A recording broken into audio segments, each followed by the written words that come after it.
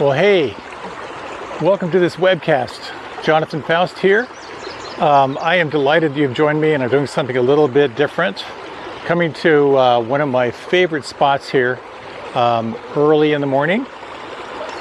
This is where I will often come and meditate, so I thought I might invite you to be here with me. A couple quick things before we dive into this talk. First of all, I've had an amazing morning.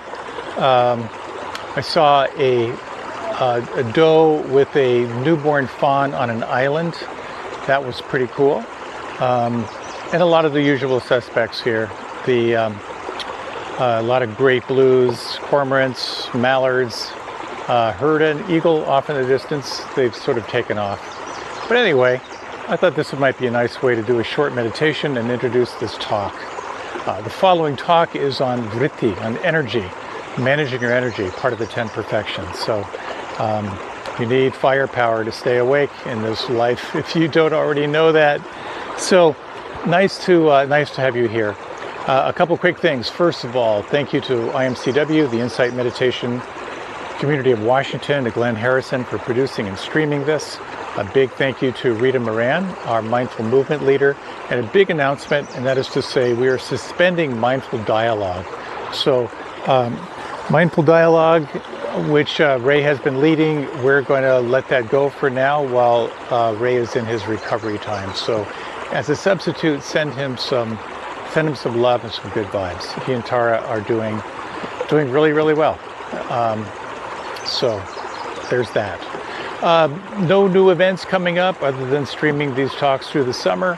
I do have a newsletter. I'm way overdue on the last one. All my best stuff from spring and early summer. I'll be sending that out probably in the next week. If you'd like to sign up for that. I also have a weekly which tells you what's coming up. And just to say, this is all offered freely. No ads, no anything other than just the acknowledgement that these practices are offered freely so that no one is ever denied access. And you are welcome to support this. Thank you. All right, so I'm going to swing. This is a 360 camera, so I'm going to swing this around. And if you want to do a little open-eyed meditation, you can do that and sort of take in this spot here on a morning where it is now about 70 degrees going up to 94. You might want to reach your arms up overhead. Oh, stretch up to the right side, the left side, let out any sounds, anything you need to do to bring yourself into the here and now. You know, if you'd like to do an open-eyed meditation, part of the idea here with open eyes is the gaze is soft and kind of peripheral. If you want to do that with your screen, you can try that. But take a few moments. You might just draw the shoulders up toward your ears, tighten up the fists, the forearms, the biceps, the triceps, and draw in a nice, slow, deep inhalation. Hold the breath. Draw your navel in toward the spine as you hold the breath. Feel the full contraction. And then very gently release. Soften the belly. Relax the shoulders down. Feel the length of the arms as you sense down through the elbows and down to the wrists. Relaxing, softening your palms.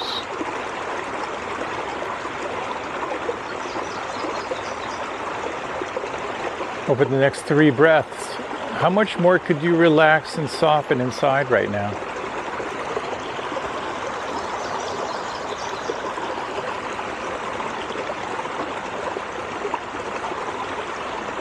Part of the art of coming present is about opening up to the experience of here and now in the senses. This whole sense field only knows the present moment. So you might take a few moments to notice where you feel the breath right now. Where does it feel the most predominant?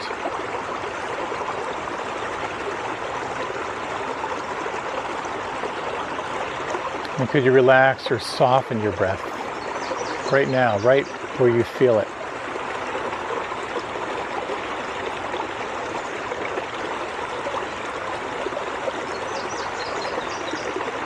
If you turn your attention to the sounds around you,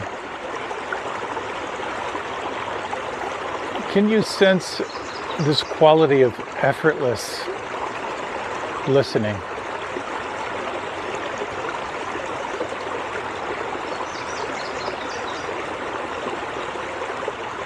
Receiving the sound vibrations as they're happening.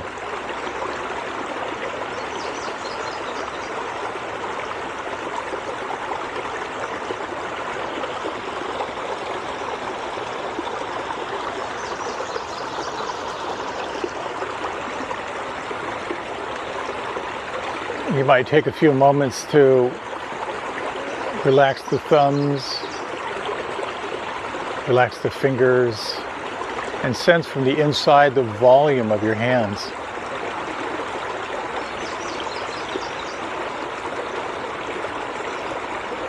Could you relax so fully that you can begin to feel the pulse or tingling, subtle energy in the palms and fingers and thumbs?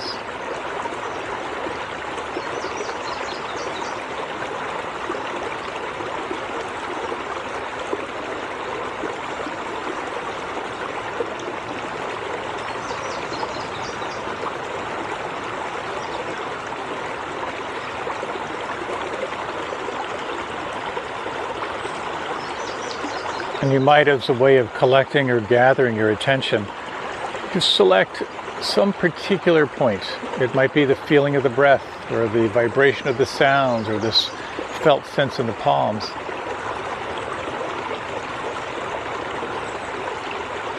When the mind drifts, how gently and how compassionately can you escort your attention back?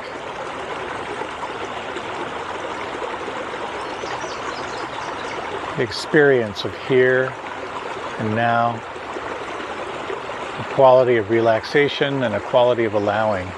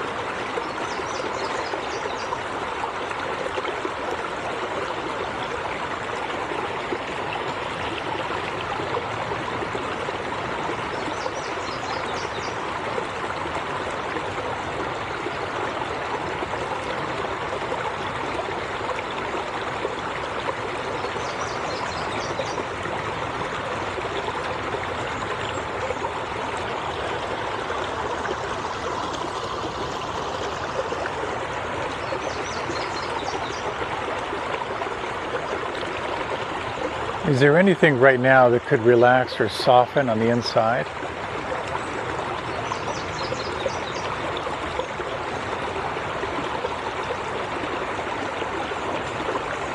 Is it possible to relax even more and open to this felt sense of receptivity? This quality of allowing.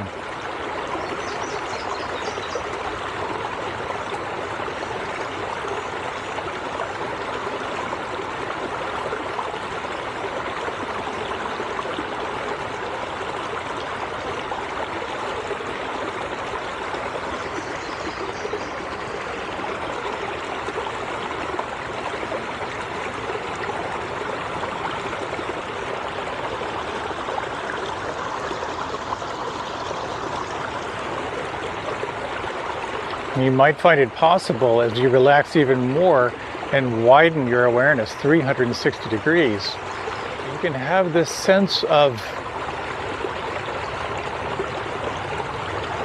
the sense doors open, and at the same time this quality of open, spacious, non-fixating, non-grasping awareness.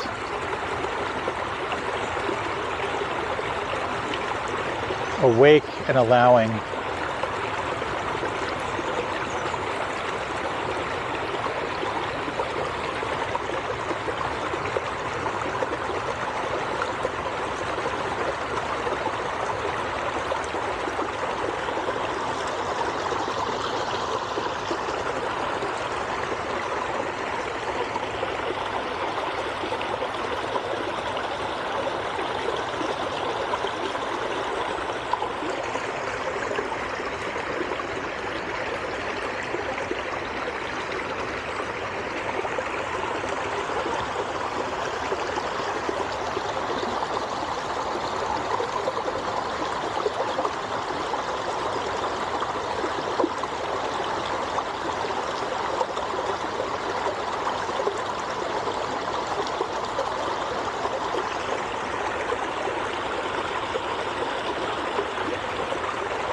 You might explore now in this remaining minute or so,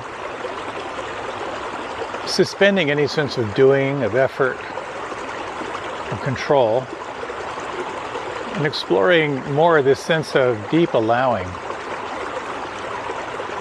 relaxing even more. What does it mean to rest in presence? Open awareness.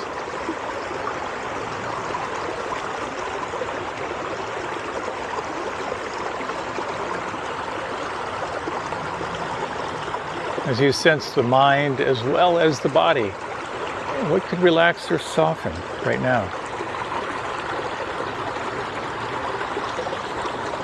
What could let go?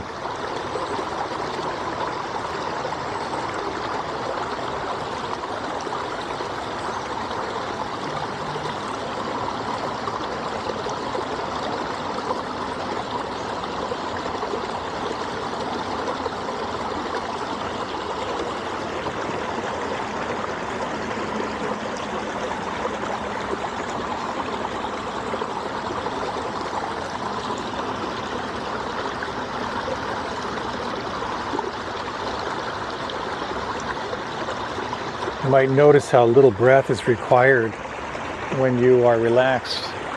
And you might very gently lengthen the inhalation just a little bit. And on the out-breath, again, soften, relax, and feel.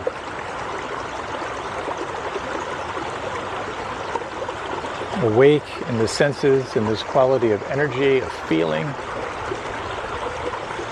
And at the same time, this quality of non-judging, non-grasping awareness.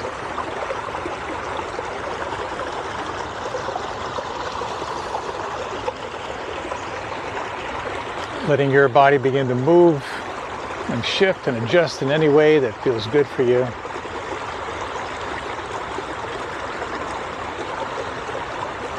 Just a few words before we transition to this talk.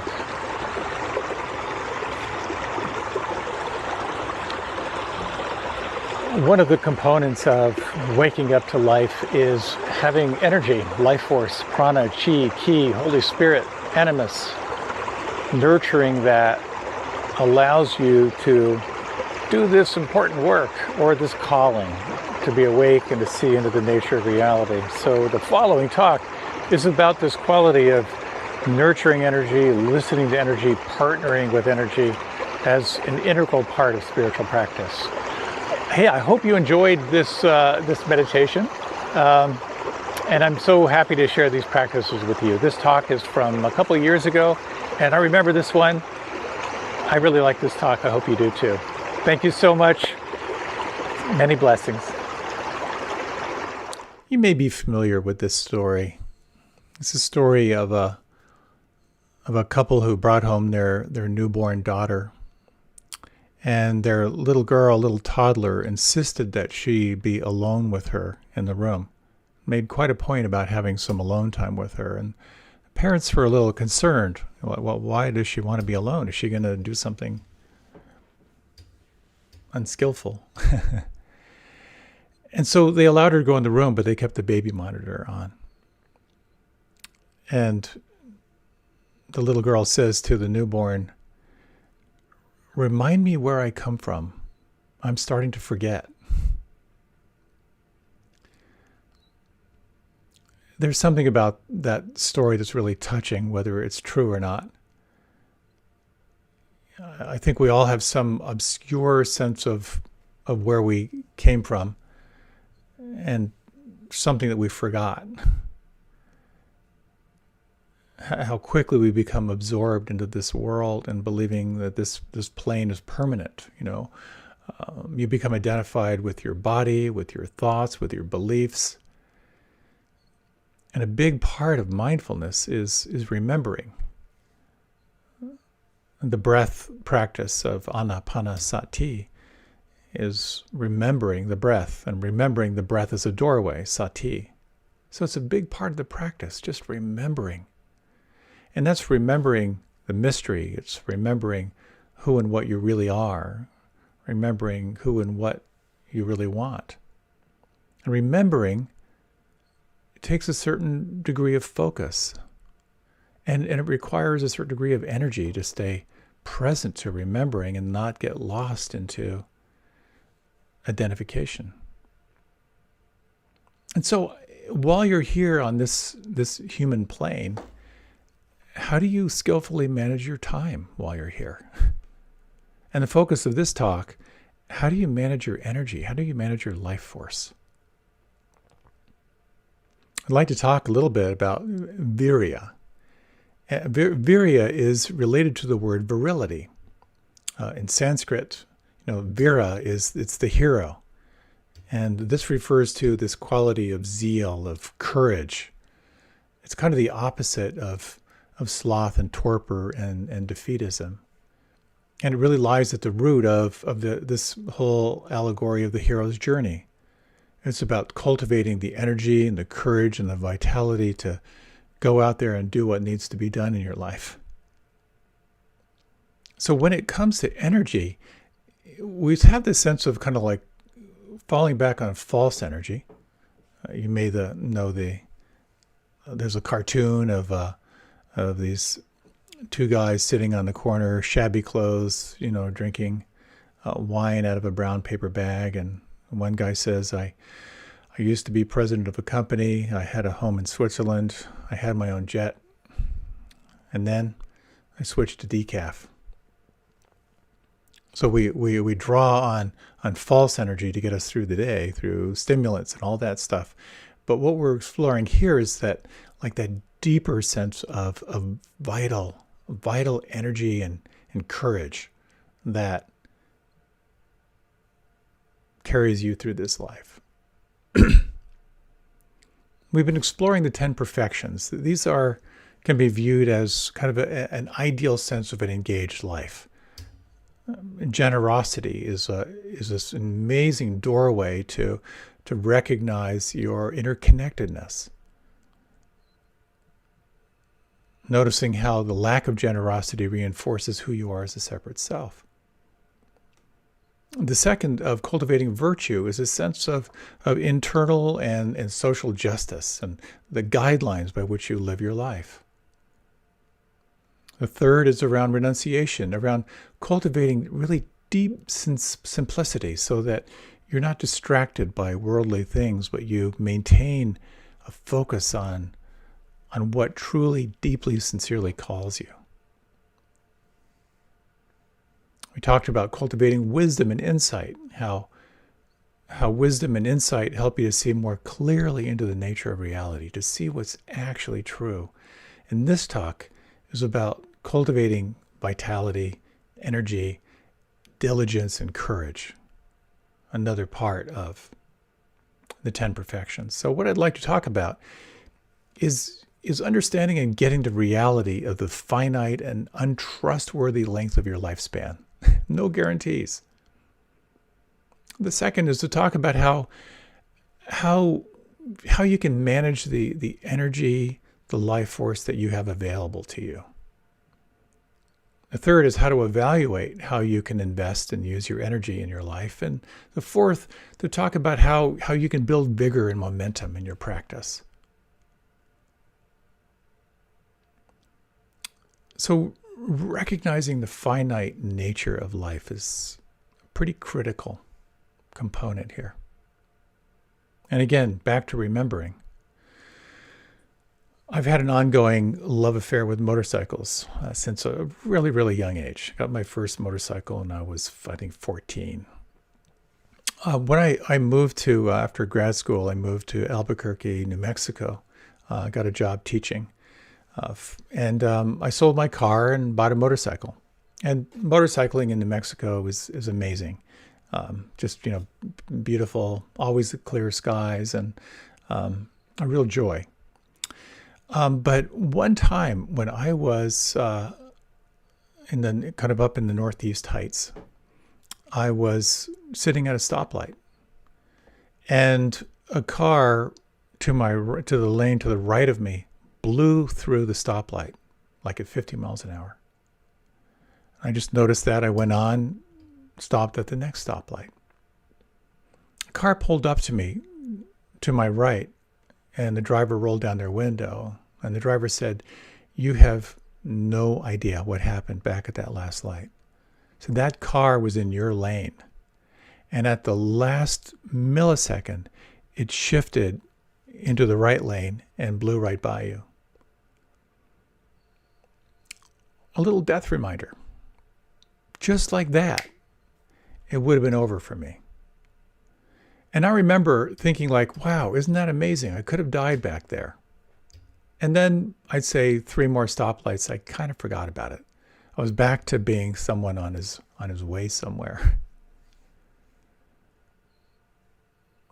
I think part of spiritual practice is about embracing those little reminders, reminding ourselves of the impermanence of life. And if you think about the reminders in your life, the reminders of your finite life, how many reminders have you had of friends and family who have gotten old, gotten sick, and have died? Pets you've had that have died? Those you know who are working with serious illness? Watching people around you age? Watching your own body age? Sickness, old age, and death are referred to in this tradition as the heavenly messengers. The Buddha allegedly said that when you invite in these heavenly messengers, not just to notice them, but really invite them in and contemplate them, that they have the power of transforming your life because you recognize impermanence. The recognition that your house is on fire. And so if your time is limited, what do you want? What do you want? What roadmap are you going to follow in life? What are the best practices that are going to help you to navigate through this life based on your intention and your calling? It seems like every talk I give, I'm reminding you you're going to die. And that's not meant to be morose, but it's an invitation to ask yourself, what do you want? How do you want to use your time? How are you going to use the life force available to you? So this question of managing energy it's just so interesting to me. As I often mention, I paddle on the Potomac River pretty much every morning that's humanly possible. Right now in the spring with all the snow melt, the river is closed. But as soon as I'm able to, I'll be out there again. I paddle upstream and then I come back with the current. And paddling upstream, it's a challenge. And the Potomac River in particular it's got lots of challenges. It's pretty rocky. It's got lots of islands. So there's all these different vortex of currents that you have to pay attention to. And I'm out there kind of kneeling on a paddleboard with a bunch of camera equipment. So as I like to say, if I fall over, I may drown, but I will die with my camera equipment held up above the water line. And whenever I take off to head up river, particularly when it's high water, I'm always gauging how much fuel do I have in the tank versus the force of the river. Oftentimes I'll have a cup of coffee before I go, or I'll bring an energy bar or something like that. But it's a very strategic thing. I aim for the eddies behind the rocks. I aim for the best places to kind of traverse against the wide part of the current by angling, by ferrying across. Every now and then, I just have to gut it out. I have to give everything I've got to get to the next place where I can recover and keep moving up. And so it becomes this really interesting process of engaging with total sprint and then times of rest and times of recovery. And of course, it's a great metaphor for life. You only have so much time. You only have so much energy. How are you going to spend it? You may recall a book that was really quite revolutionary in its time called Your Money or Your Life by this fellow, Joe Dominguez. And he talked about how when you try to explore what it means to be financially independent, look at your outgo versus your income. And he was a big, really huge proponent of minimize your needs, maximize your income, and at some point, your income is going to exceed your outgo. So he had this ruthless evaluation he would take you through. Like, take a look at your salary, how much money you make. And then in addition to the time when you're actually working, factor in your travel time, factor in the costume you have to wear, factor in the sick time you have because of the stress of your job, factor in all the time you're worrying about your job, and then take all those hours and figure that into your salary. And then he talked about how when you figure that out, then you break that down into what he calls LEUs, life energy units. And so I remember a good friend of mine who was making really, really good money. He went through all that exploration, and he realized that if he took someone out to dinner, that was 2 life energy units. And it really helped him kind of realize, is this how I want to be spending my life force, my life energy? So if you have a limited amount of life energy units available to you per week, and you can argue whether that is limited or not, but the question is, where do you invest those life energy units? We have this life force. This is kind of the foundation of our practice, this first and second foundation of energy and vitality. And the question is, how do you build it? How do you grow it? How do you cultivate it?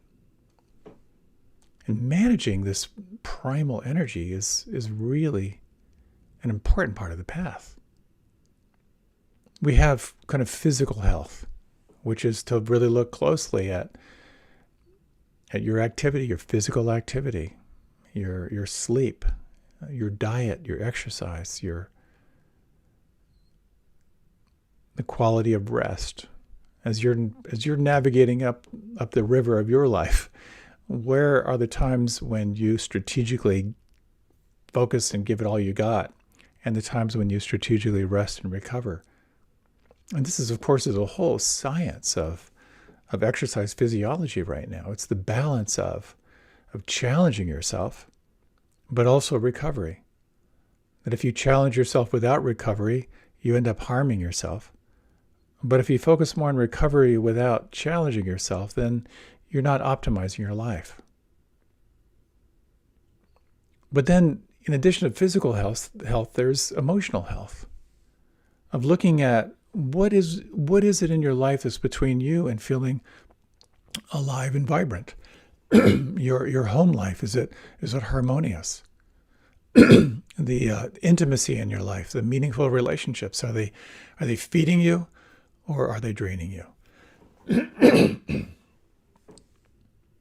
I always find it interesting to kind of notice the attitude in the mind of when I was a kid, just I'm bored, there's nothing happening. And my parents saying, well, you want to go for a walk? No. You want to play Monopoly? No. Do you want to go out and go to a movie? Yeah. Suddenly energy is up and running. So it's an interesting exploration of what's between you and full, unbridled, energetic expression. Quite often it shows up as doubt. You're doubting yourself, doubting your choices. It shows up as fear or anxiety. What might happen? This is part of the incredible practice of mindfulness, because what mindfulness can do is it starts to reveal everything that's between you and feeling good. It starts to reveal everything that's between you and feeling really alive.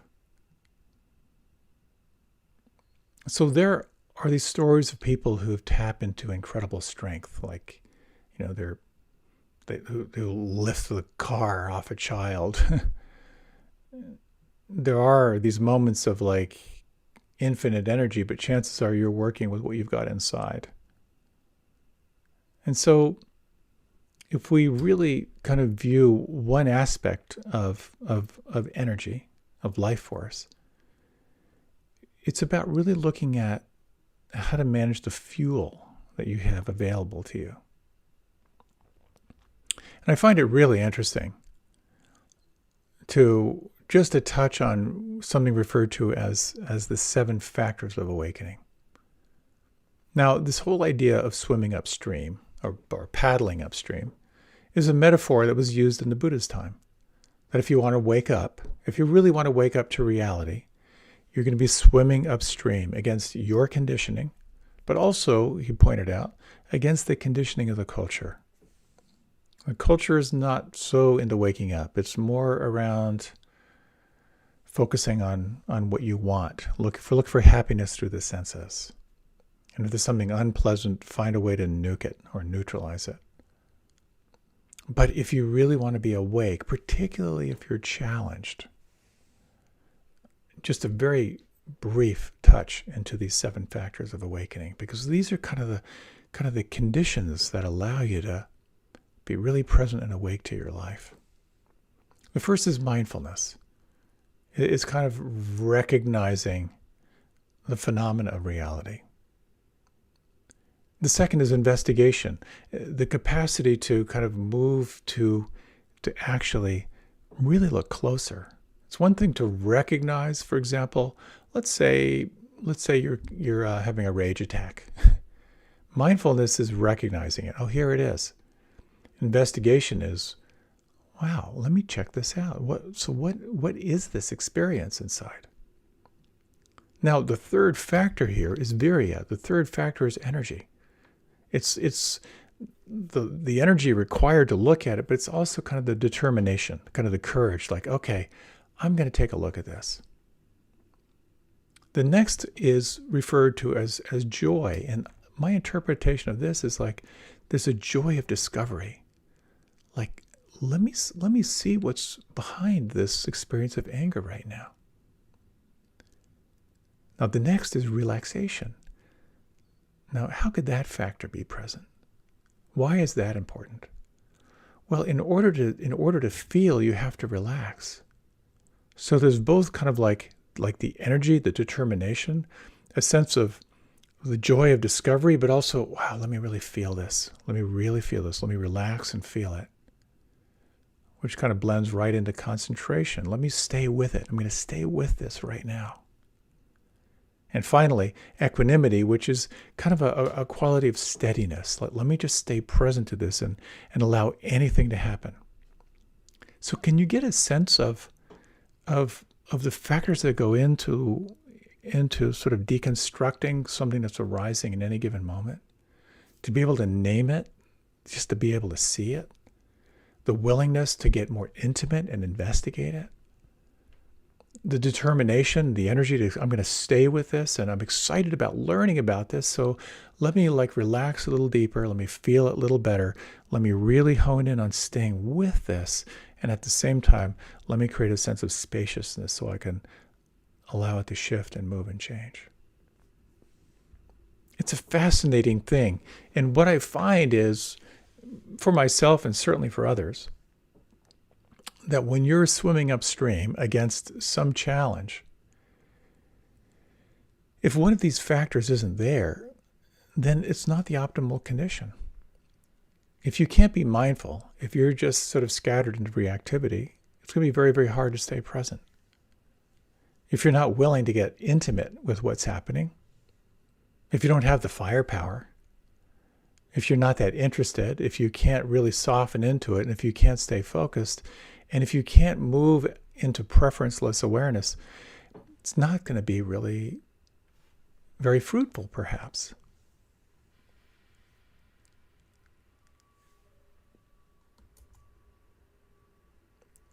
So this becomes an interesting factor. I just heard a noise outside, and it might be a truck.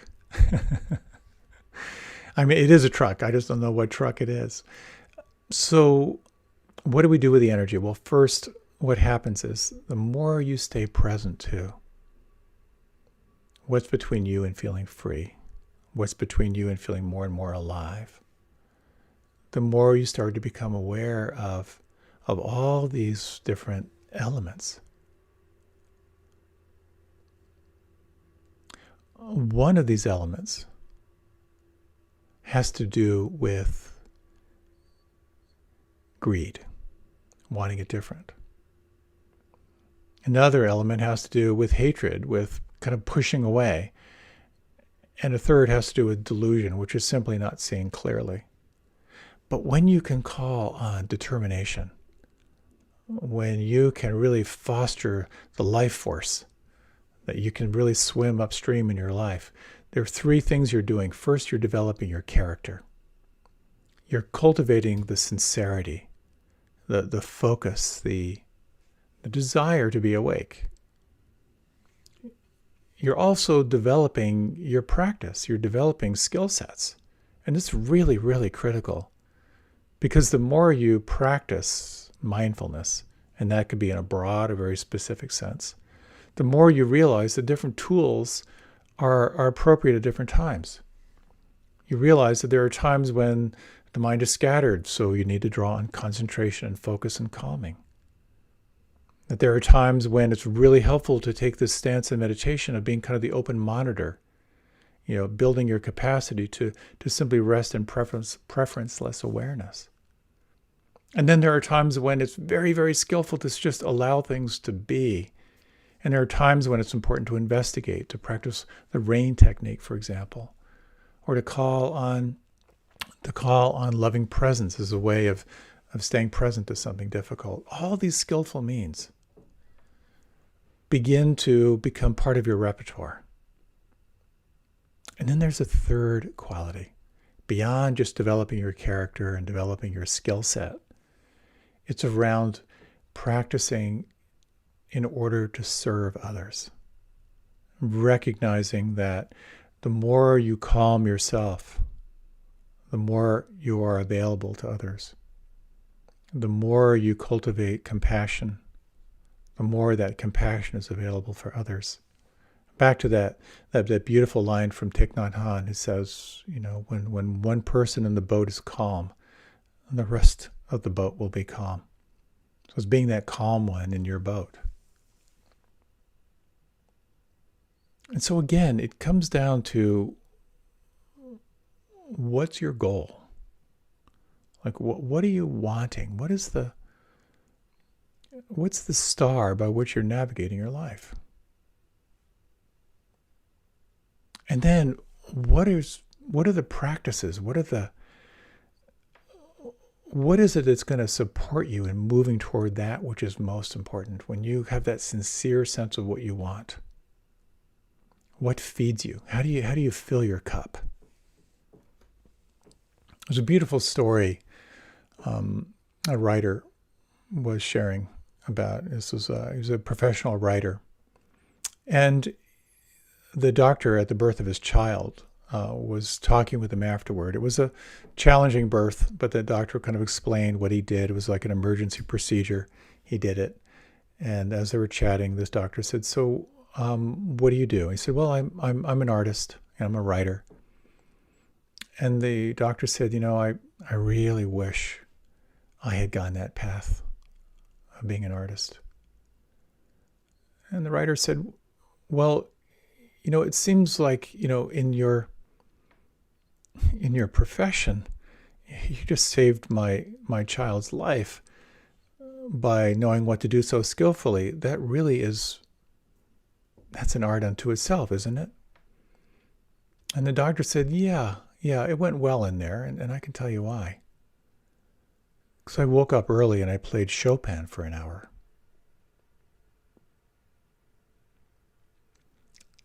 I love that story because it really brings up this inquiry around what is it that feeds you? I use this analogy a lot, and maybe I overuse it, from that line, my cup runneth over. The times when you're so filled with energy and goodwill that being nice is effortless. Being empathic is easy. You're not reactive, you're more responsive. And the question is, what is it that fills your cup? I really believe that an integral inquiry around spiritual practice, if you will, whatever that means, is whatever it is that truly fills your cup so it's overflowing. When people say yoga, meditation, so narcissistic, my response is, your responsibility is to fill your cup. Whatever it is that helps you to fill your cup to overflowing, that really is the practice. And so we have this inquiry around asking, what is it that fills your cup? What is it that gives you the energy to keep on going?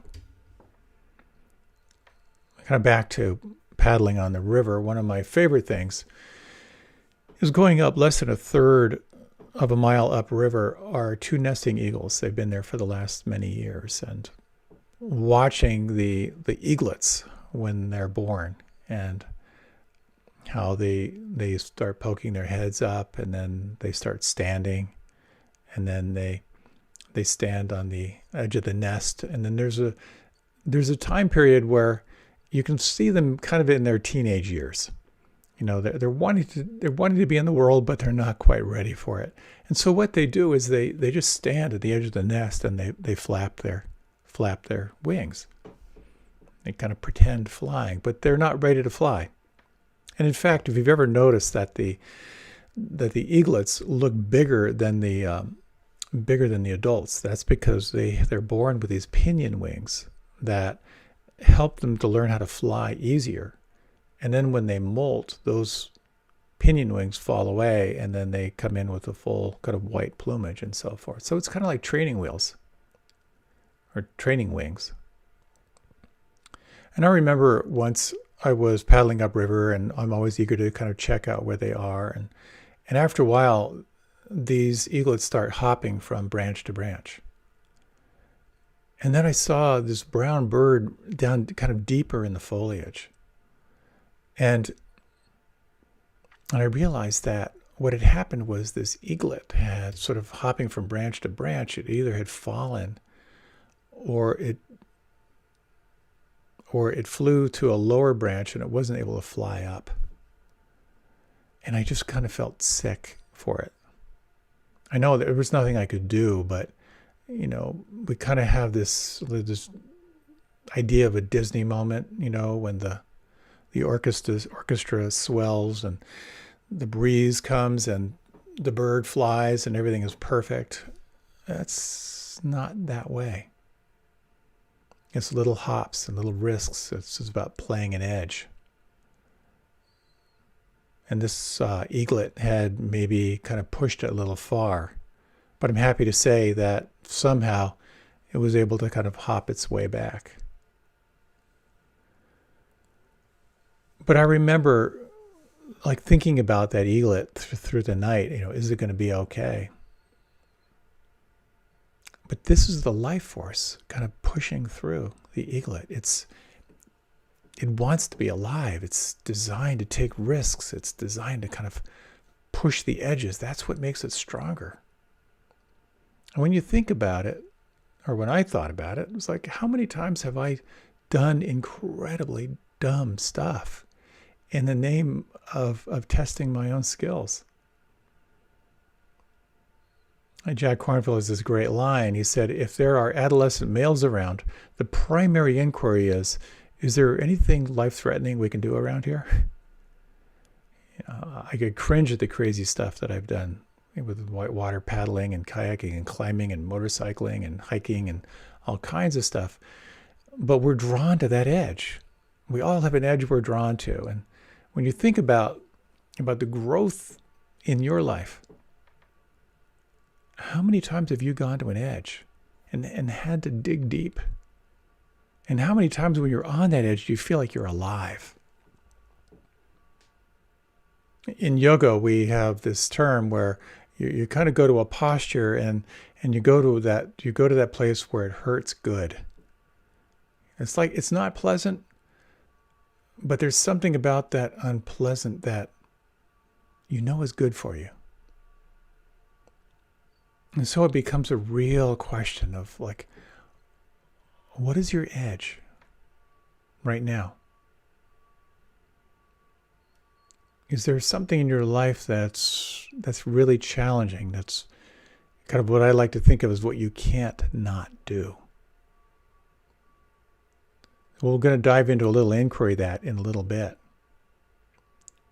But beforehand, I'd like to talk a little bit about, there's a really interesting book called Anti-Fragile. And it's about embracing the edges in your life.